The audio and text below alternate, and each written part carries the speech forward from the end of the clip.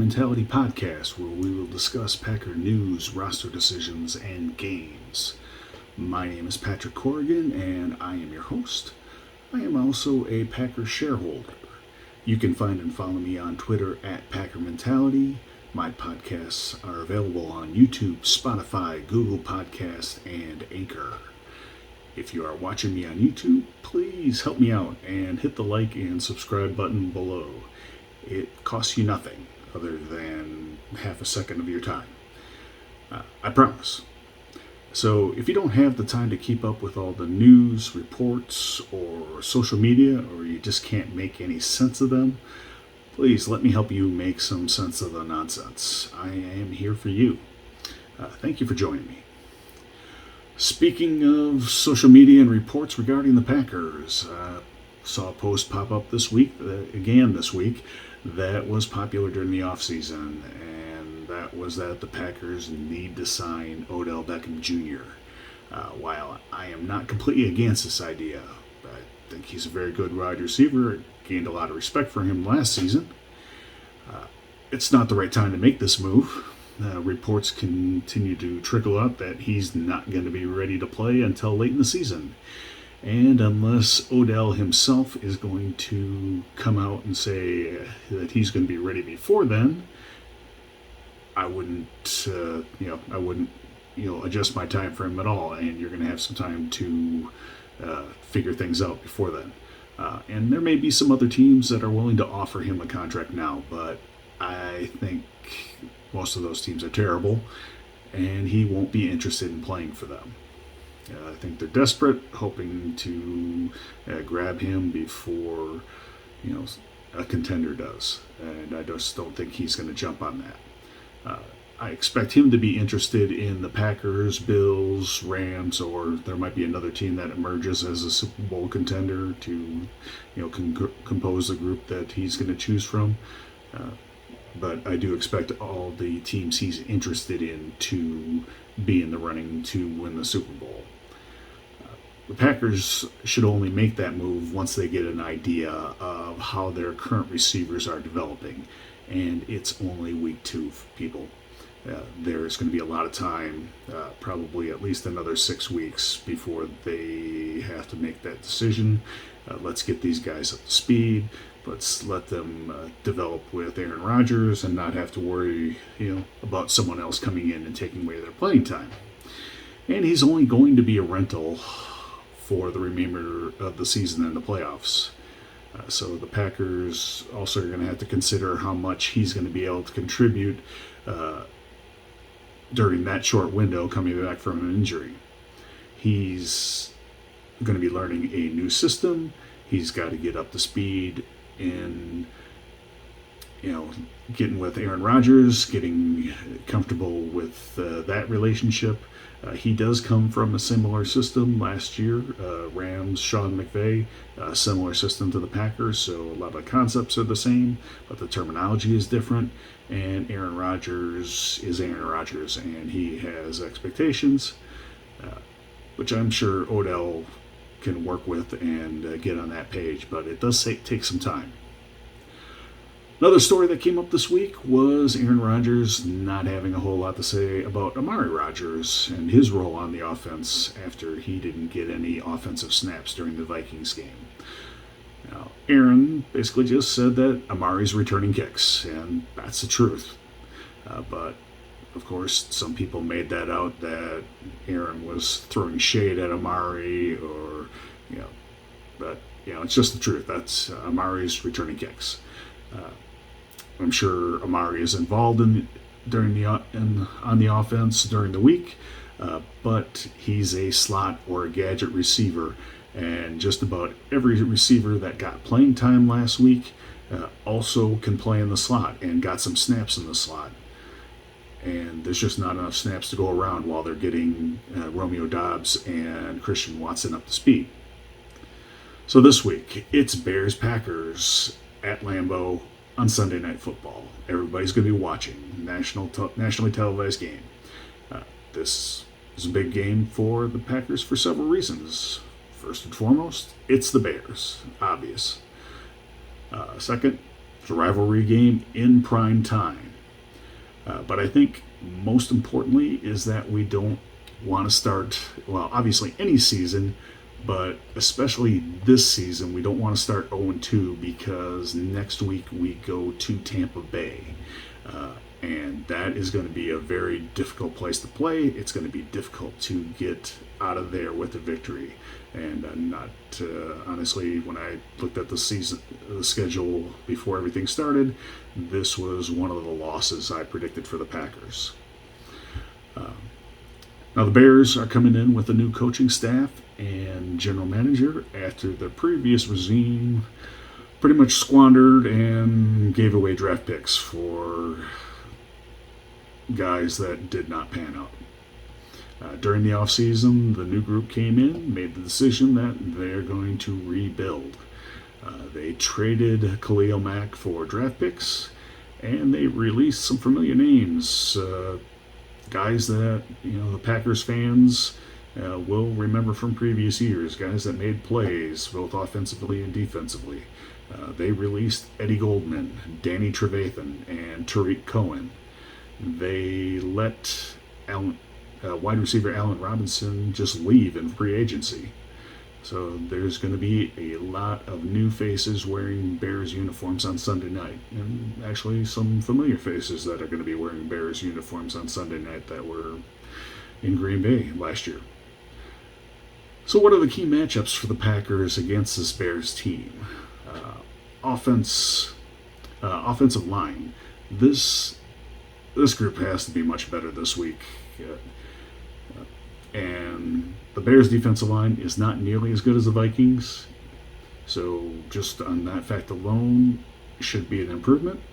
But one concern is there could be a lot of moving parts on this offensive line due to injuries. The injury report this week on Friday, David Bakhtiari, Elton Jenkins, still on there as questionable, joined by John Runyon Jr., who suffered a concussion against the Vikings. He is also questionable, but I believe he did practice some on Friday. If he is not able to go, I expect Zach Tom to be at left guard. Question, if it's... A lot of the question will be, will they change out right guard or right tackle? Neither one of them were good, but there's not a whole lot of experience behind them. Now, I don't expect David Bakhtiari to play, but I do think there is a slight chance that Elton Jenkins could play. He did practice fully on Friday, but he did that last week too. If Jenkins plays and John Runyon plays, I expect either Royce Newman to move into to the right guard or Zach Tom to be at right guard. I don't expect to see Jake Hansen out there if these other guys are healthy. One of the beneficiaries of that, actually a couple of the beneficiaries of better offensive line play and hopefully getting these guys back, will be our running game and our running backs. The running game needs to be a big part of the game plan. Both Aaron Jones and A.J. Dillon, big-time playmakers. They are two of the best players on this team, best players on the offense. They should touch the ball at least 15 times each.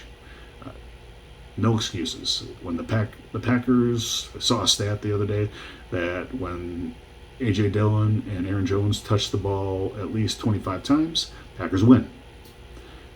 That shouldn't be a problem to get that to happen. With everything else going on in this offense and how good they looked, one of the few bright spots on the offense last week were these two guys, and they did not get the ball enough. Passing game, they need to get in sync. Last week was embarrassing. I don't know if Allen Lazard is going to play. He's still listed as questionable on the injury report. But regardless of whether he's in there or not, these guys need to get their crap together. Plenty of blame to go around last week. Guys running wrong routes, running into each other.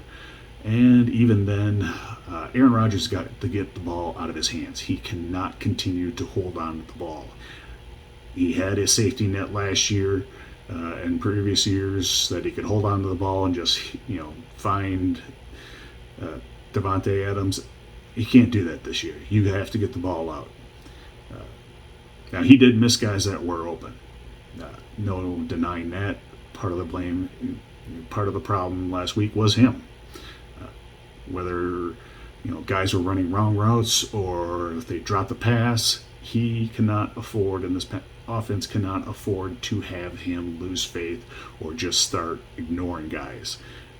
You can't do that. It's you're doomed to fail if you're doing that. So, but I expect this to be much better this week. They've had another week of practice. Hopefully they got all their mistakes out last week, all the miscommunication. I expect the passing game to be much better. I expect Aaron to look like Aaron. So let's talk about the Bears offense just a little bit. And I'm going to do something I didn't think I would ever do. I'm going to say something nice about the Bears, or actually about a Bear, or at least come to his defense.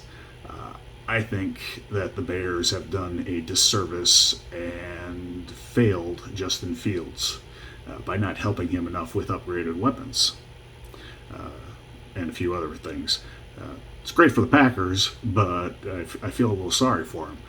Now, they do have Darnell Mooney at wide receiver. He's going to be a starter. If he went to another team, he'd be a starter there. I'm not knocking Darnell Mooney. But they brought in guys, to be starters who weren't even starters on their previous teams. Equanimeous St. Brown comes over from the Packers. He's going to be their number 2 wide receiver. He wasn't going to make the team this year. They released him. He did not develop with the Packers. But he's going to be starting for the Bears this week.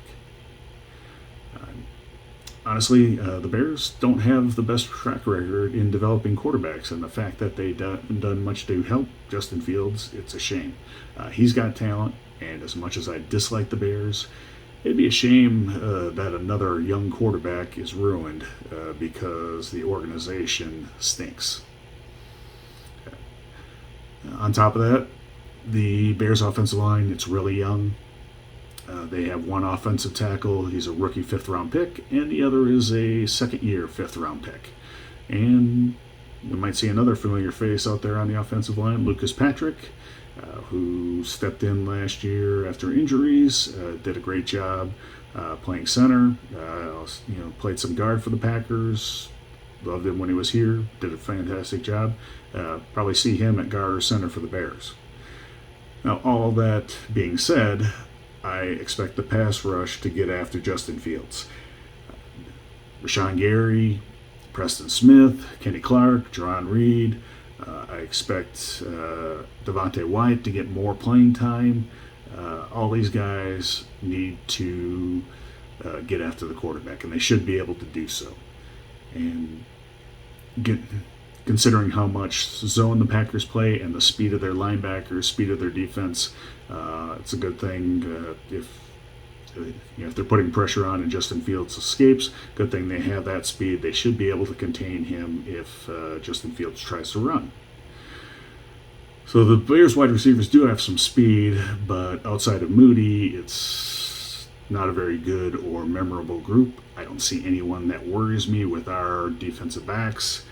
I do expect Adrian Amos and Darnell Savage to play much better. I expect Eric Stokes to have a better game, and expect all these guys to step up and blanket these wide receivers.